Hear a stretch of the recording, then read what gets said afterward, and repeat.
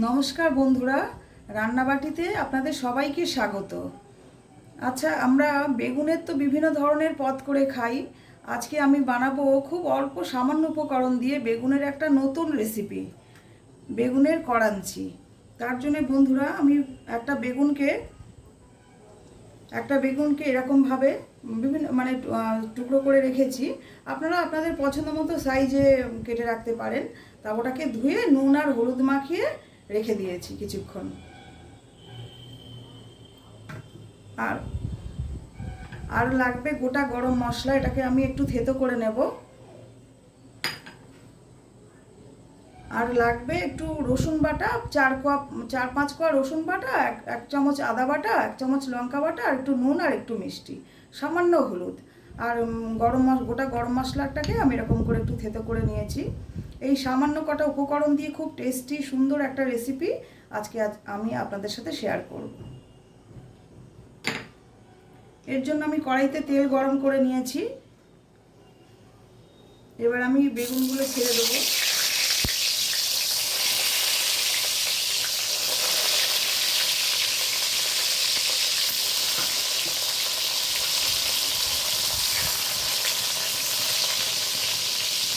বেগুনগুলোকে আমি এরকম করে ভেজে তুলে নেবো। যেমন আমরা বন্ধুরা, বেগুনটাকে আমি ঠিক এরকমভাবে ভেজে তুলে রেখেছি।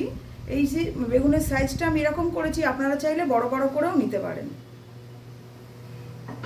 বেগুন ভাজার পরে যে অতিরিক্ত একটু বেশি তেল ছিল, সেটাকে আমি তুলে রেখেছি। কারণ এই রান্নাটার জন্য খুব অল্প সামান্য তেল লাগে। আমি এখানে এই সামান্য 2 চামচ মতো তেল রেখে ওই তেলটাই তুলে নিয়েছি।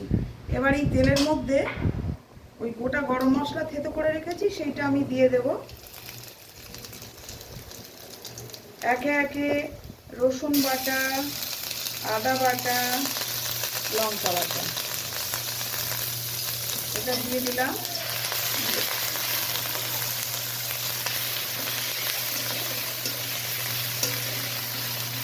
এটাকে আমি সামান্য একটু এরকম নেড়ে ফেলে নেবো কিছুক্ষণ। একটু কষিয়ে নেব মশলাটাকে।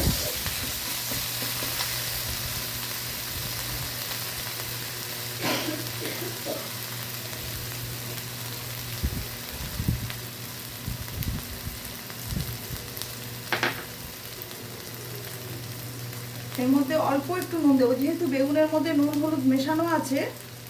আমি অল্প সামান্য একটু নুন দেবো, এই মশলাটার যার মধ্যে নুন আছে।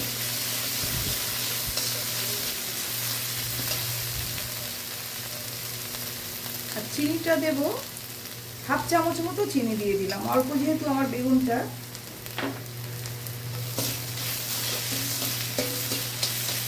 এটাকে মশলাটাকে বেশ কষিয়ে নেব।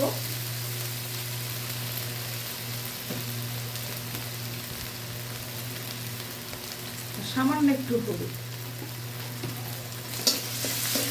এগুলোকে ভালো করে মিশিয়ে নিয়ে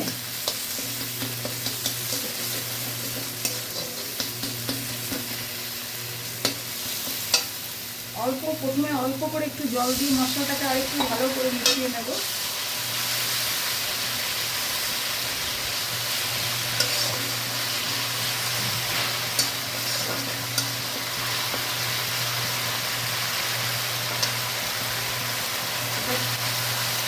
ভালো করে মিশিয়ে নিয়েছি। আর সামান্য একটু জল দেব,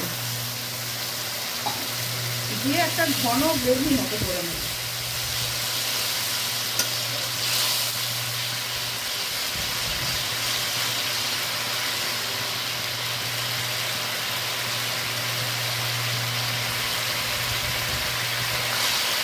এই সময় আপনারা নুন আর মিষ্টির পরিমাণটা একটু চেখে দেখে নেবেন।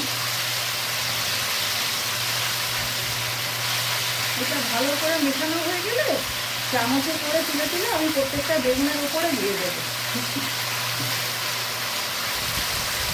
এটা আপনারা একদিন বাড়িতে করে খেয়ে দেখুন আপনাদের কেমন লাগে।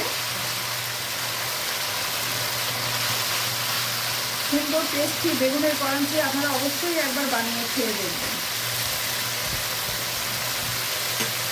হয়ে গেছে, আমি এবার গ্যাসটা বন্ধ করে দিলাম।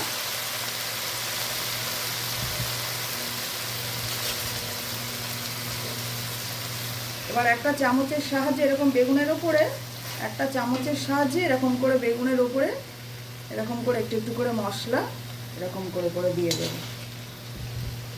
এরকম করে করে এক একটা বেগুনের ওপরে এরকম করে করে একটু মশলা লাগিয়ে দেবেন।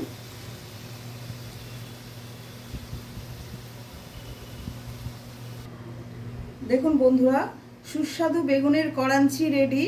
আপনারা গরম গরম ভাত কিংবা রুটি পরোটার সঙ্গে খেয়ে দেখবেন, অবশ্যই খুবই ভালো লাগবে।